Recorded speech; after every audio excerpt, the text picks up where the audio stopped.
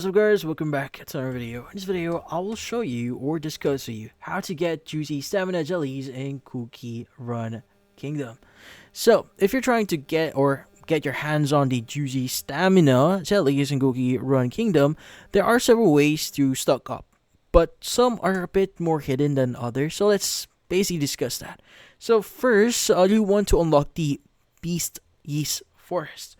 So, this area is only opens up after you've cleared stages 8 to 30 in the main world exploration. So focus on progressing through the story until you hit that milestone.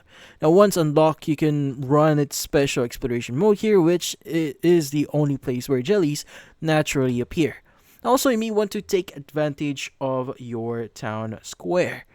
Now, while you're in your kingdom, it will quietly generate juicy jellies every few minutes, so up to a daily limit. So if you keep the game running for a while and collect them before you log off, you'll reach that cap without much effort.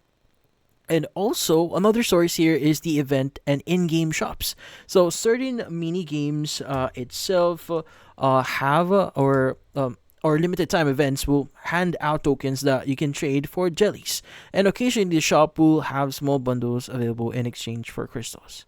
And you should also keep an eye on ongoing milestones and events. A lot of achievements style tasks like finishing bounties, using time jumpers, or doing arena matches will sometimes drop juicy jellies as rewards.